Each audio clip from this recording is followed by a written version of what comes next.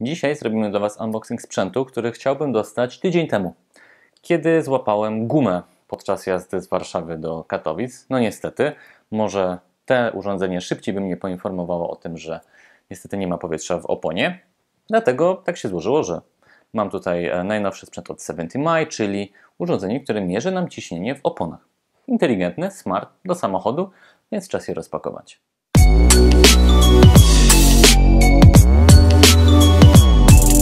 No to przejdźmy teraz do samego opakowania, które jest naprawdę ładne. Muszę się przyznać, że jest eleganckie. Podobają mi się te złote wstawki, czerń. No fajnie to wygląda. A przy okazji wspomnę tylko, że sprzęt dostaliśmy od firmy Cyfra EU.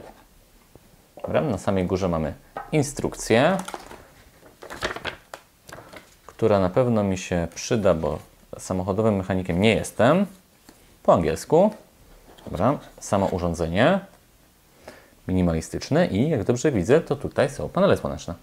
Czyli urządzenie się ładuje w trakcie jazdy. Bardzo fajny pomysł, wykorzystywać to, że się nagrzewa. Plus, zdecydowany plus. Tutaj widzę, że mamy power, żeby je sobie uruchomić. Sięgamy dalej.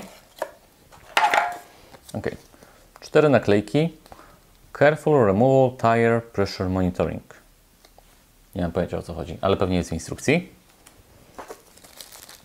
Kabelek. Mikro USB. No i pewnie clue programu. Tak. Patrzcie, jak to fajnie wygląda. Naprawdę. Nie no, szacun. Nawet mi takie elementy montażowe dali.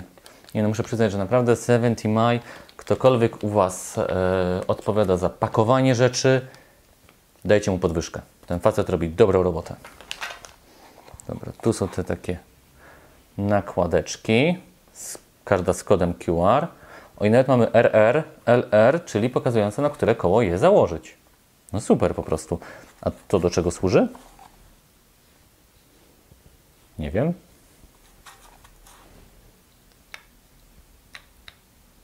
Ok, do tego.